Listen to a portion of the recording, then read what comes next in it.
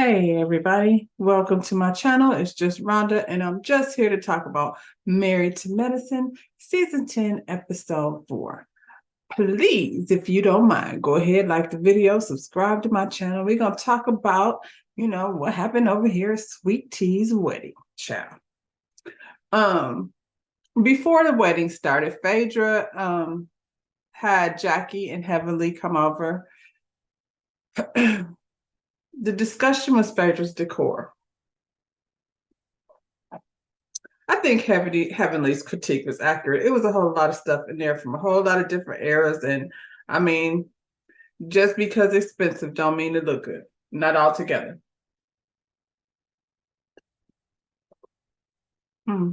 I mean, I don't know anybody that was really thinking that Phaedra was somebody that had very good taste. We ain't never seen her really do too much of anything. So it don't surprise. I don't even remember what her other house looked like. So, you know.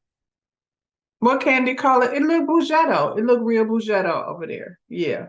Um, They asked Phaedra why she invited Quad over there to Sweet Pea's bachelorette party. Phaedra's explanation is y'all were asking about Quad, and I thought y'all are her friends. Might as well bring her over here, and you could find out what's been going on with Quad yourself. Jackie said they wasn't really friends like that. She said, you don't really be hearing from Quad. I mean, I personally don't think Dr. Jackie has ever really had any respect for Quad in the first place because Quad is not a doctor. Quad was Dr. Gregory's wife, and based on the way they have been doing things, it seems as though their loyalty really lies with Dr. Greg. But I mean, if that's who they socializing with, I don't think it's necessarily about loyalty, I suppose. I've never really seen Dr. Jackie and Quad as like friends, like real life friends anyway. Maybe Simone at some point, but Simone and all that hollering, and I don't know. It was definitely what's the name? Heavenly, and they're still cool. Anyway, Phaedra's explanation don't make sense because that's a lie. That's not why you did that. You did it to be messy, and it's fine because we're here for the mess. It's been entertaining. If it ain't been nothing else, it's been entertaining watching the introduction of Sweet Tea. Yeah, it's been real fun over here. And we need it because everybody else is on bullshit. Heavenly, much like us, thinks that this girl Phaedra is full of shit. She know what it is. So she just laughing. Jackie asks Phaedra, like, so you're standing on it, like you still happy with the decision you made to invite this lady over here? And Phaedra said, look, Sweet Tea was wound up. The sisters was damn near fighting. So, I mean, if you ask me, Quad like brought some different type of energy to the room. And it's funny because she did, because this Sweet Tea, she was just as sweet and calm. Like she wasn't giving Quad no kind of energy. I don't know what that was. It was all kind of weird. At the end of the day, it was like a taping of a show. So was it her real party? Like I hope she did something with her real friends. Yeah, because that thing that they did over there was all about mess. But that's what they are. Like these aren't her friends. She don't know these people. I feel like it would really suck to have my wedding and be around only a bunch of people that I don't really know. So, you know, this is what she asked for. I'm just saying. You get what you get. You know, you don't know these women, doctors or whatever. Heavenly was asking them if they had any concerns about them even getting married, because at the end of the day, after watching Sweet Tea blow up at her sister for apparently not a whole big reason, and then, Dr. G over here has been known to be volatile, ask why, what kind of, combustion is going to happen when they get up under that roof. Like, it's all cute right now because everybody's on their best behavior because they're trying to run on over there to matrimony. But once matrimony is over and what's this girl Sweet Tea finds out she is signed up for complete servitude, and Mr. Greg ain't as generous with his coin as she thinks he is, then we'll see what happens over there. Over at Cecil and Simone's house, Cecil's having a conversation with his son Miles about how they should relax and enjoy life together while Simone goes to work every day. This was really annoying to me. So I guess Miles is at school getting C's. Miles is 24. He's still in school, trying to figure it out.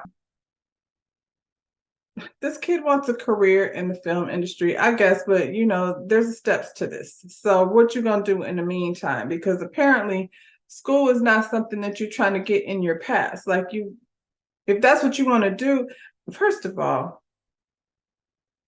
parents be so quick to pressure their kids to go to school and figure things out when they haven't got it figured out. And then you want them to go get good grades and be disappointed when they decide this isn't what I really want to do. I'm not knocking school because I think that's very important. What I'm saying is, if Miles didn't know what he wanted to do, y'all should have made his ass go to work and figure it out. Now, not stay at home and do nothing, go to work. Sometimes when you got to be a dishwasher somewhere, that's a little incentive for you to be like, maybe I should go to school, figure out something else to do with myself besides be over here washing dishes for $9 an hour.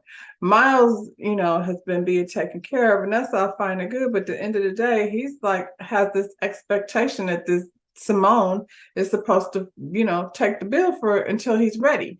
But she did say Cecil grew up that way. That's why Cecil is encouraging him to do that. And I was like, you know what? I feel very blessed because my kids, like, they could have stayed home, I suppose, but they decided they wanted to get out and not even go to school, but just be independent and, explore what it's like to be free as an adult. School is something that can come once you live a little life and figure it out. Some people figure it out sooner than others. Simone comes down there and says, Miles, tell mommy where you are at school. And I was like, is she for real or is she kidding? Like, why is she talking to him like that? That's part of the problem. Simone said she's only gonna foot the bill one more year. And this fool said, school or for period? Yes, for period. Wonder why. I mean, I'm guessing like he's sitting there listening to his daddy and that bullshit, but I think as a parent, there's nothing wrong with like helping out, helping your kids have a leg up if they are in a financial position to be like, here's your apartment, you got 1 year, the rent's paid, 6 months, however you want to spread that out. But for goodness sakes, make him like figure out how to manage something on his own because he has zero plans to go anywhere. None. Cecil sat up there and said people are against generational wealth. Cecil, stop it. That's not what that is. I feel like even in situations with generational wealth, don't you got to go to work? Like I feel like, let's just say, and this is kind of stereotypical, but it's the truth. Like in a Chinese restaurant, you'll see the whole family in there. I remember in my neighborhood, I watched a little boy grow up, and he hated every second of it. He was out in front of that restaurant riding his bike up and down the plaza sidewalk. Like there was another little one that came up behind them, run the cash register, probably had to do a little bit of everything in there. And like I said, he looked like he hated every second of it. As an adult, I bet you he appreciates it because now it's his legacy. You know what I'm saying? But I don't know what is Miles' legacy. That's generational wealth. Because right now, if Simone don't work, none of y'all gonna eat. Cecil. Anybody notice how Simone's looking very fabulous and Cecil looking kind of wore out? Simone says she is ready for them to get out because she would like to walk around her house naked if she wants to. She want to come home, and if she want to smash, then that's what she want to do. And her son told her that her pussy is expired and she ain't been smashing for the last 10 years. She come home from work and go to bed. And that's why you can get out of my house and pay your own bills, just for saying some silliness like that.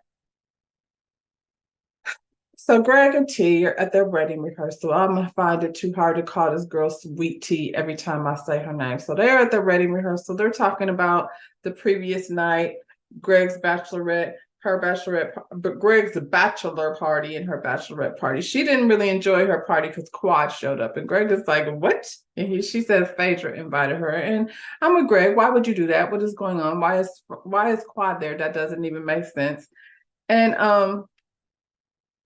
Greg, on the other hand, he enjoyed himself. He had all kind of titties and cootie cat all up in his face. So much so, one of the dancers might even come to the wedding. She was invited.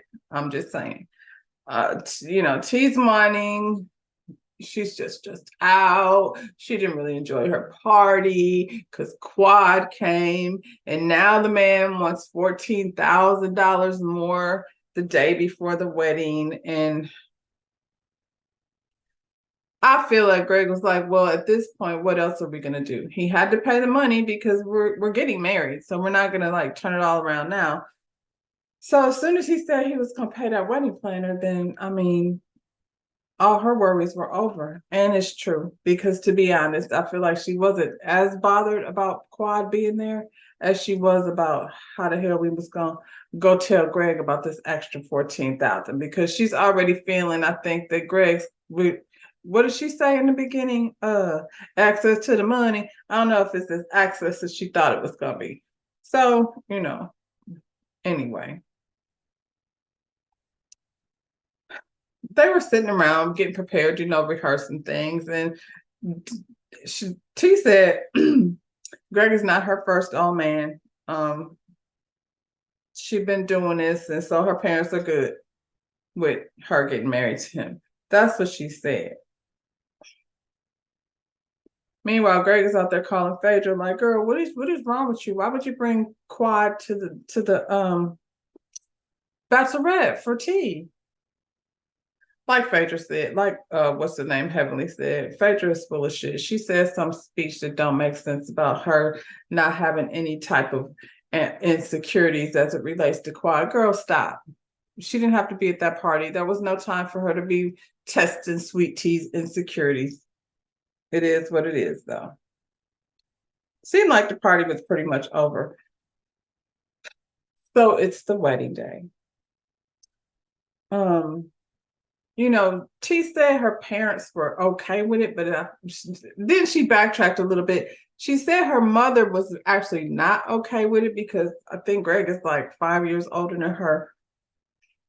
I guess, as a mother, you want your child to not be tied up in servitude, I think. I don't know how much what anything about this town, this small town, but it's also the fact that, okay, Greg is older. You don't expect your 30-year-old daughter to come home with somebody your same age.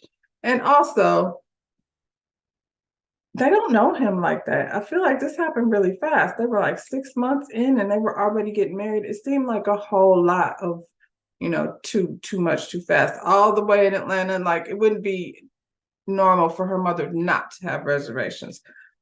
She said her father basically traded her like you trade a cow. And I mean, if I start going in on that situation right there, we'd be off onto a whole nother subject. So everybody's on the way to the wedding. Cecil and Simone and Eugene and Toya are in their prospective cars, basically talking shit about Quad. That's what it all boiled down to. Somehow, Toya said something like, Quad said they hadn't slept together in 2 years. Like she was holding out on him in terms of intimacy for 2 years.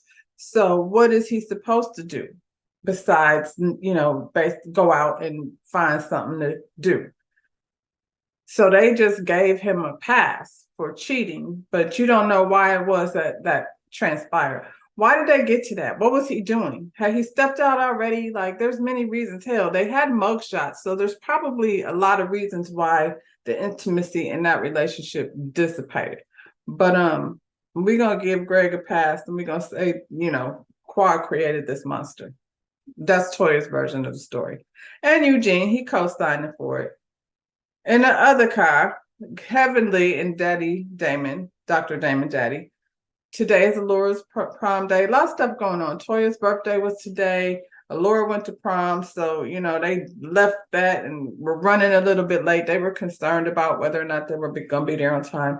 Heavenly says she called her and she ain't returned her phone calls, but Heavenly doesn't know that that maid of honor went over there and spilled everything that she said, you know, about the wedding. I don't understand why she's more mad at Heavenly than she is at Phaedra, though, because Phaedra got quiet over there, which to me trumps her saying anything, talking shit. They all talking shit, T. When you rewind, all of them, they done called you entitled and, girl, they got a list of things. All of them, Dr. Jackie, Dr. Simone. I don't know if Toya did. Gold digger. There's been a whole lot of names thrown out there, but for whatever reason, Heavenly got you in your feelings. Sometimes the truth was, hard to hear. I mean, hell, they doing it online. They everywhere. Child. Dr. Jackie arrives alone because Curtis is back in the Dominican Republic doing business. Are we foreshadowing here? Is there something that Dr. Jackie and Curtis is going to spring us on us in the near future? Because he's very much tardy. We only in episode 4, but I'm just saying, every time she got to go somewhere, he's going to be in the DR. That's a whole lot of traveling to the Dominican Republic. What kind of business is he doing over there? What does he do? I thought he was retired. Did he retire?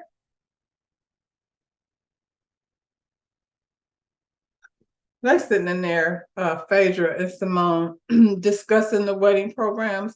Apparently, they resemble the ones that be at the funeral home. I don't know. Are we not going to penalize Sweet Tea for not having good taste because she came from a small town? So she's got a lot to learn, I'm sure. And, the wedding had a wedding planner and somebody probably helped guide her through that situation. We'll see. Sweet Tea gonna have an upgrade next season. No doubt about it. We're gonna be like, ooh, remember when she had a big chin? I'm just saying, she's gonna go have some things, That's why she's here. She went in the man's DMs, you know what I'm saying, and promised him a baby. We don't know if that's the thing, if she's gonna be able to deliver that. But whatever she did, she got over there, she did matrimony to the man. The booty she want, the chin she want, all of that stuff that y'all are saying about Sweet Tea, before it's over with, she gonna for real look like Toya. And I think Dr. G's here for it. That's what she came for, an upgrade. And I'm here to see the upgrade, child. We need to start one of those Kardashian things, like picture collage, so we can see the transformation. Hell, Heavenly showed up with a tight skirt on and some, booty little thing. She looked amazing. I'm just saying. Heavenly, I mean, Sweet Tea might as well get on board. That's what she came for. Like I said, y'all won't be out here talking about her flaws for long. Best to believe. Dr. Heavenly and Dr. Damon get there. They're not on the list. They're confused by that because Sweet Tea got pissed at everything that the maid of honor went and told her that Heavenly said, and she took him off the list.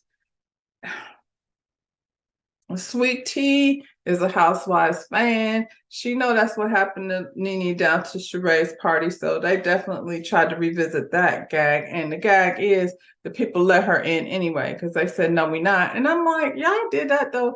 At the end of the day, if Dr. Damon and Greg are friends, they shouldn't have co-signed that because ridiculousness has been coming out of Heavenly's mouth for a very long time. But now we're gonna choose today to make Dr. Damon daddy pay for her big mouth. And like I said, then why is Phaedra there? Why is Johnny your wedding planner? Sweet Tea said Heavenly needs to know not to play with her. And, congratulations on the brand new couple. While they getting married, Quad is over there taking the rose petal bubble bath. I guess, like, what would she care? Why would she care? I don't feel like that's something that Quad is sitting somewhere worried about. I think the thing that irritated her more than them getting married, that not that she was irritated by that. I think the thing that irritated her was how they came on the show and try to play her in that way. So Everybody is at the reception acting like this shit is normal with Greg dancing around in that room with a big old toddler. Everybody's happy. Dr. G is happy again, but it looks like next week, Heavenly and T are going to be going at it. Now, I don't know if that's a war that she really wants to start. I kind of don't care because I find it entertaining. This is probably, you know, thanks, ladies, because we've been watching a whole lot of bullshit. So I really am, glad that they brought something to entertain us with. And that Sweet Tea is funny as hell. So, welcome to the fold, Sweet Tea. We'll be talking about you, for the next few weeks and see, how this whole thing goes because the wedding is over. So now what we getting into, y'all? I don't know. We'll see next week. Until then, like the video, subscribe to my channel, and yeah, holla at you.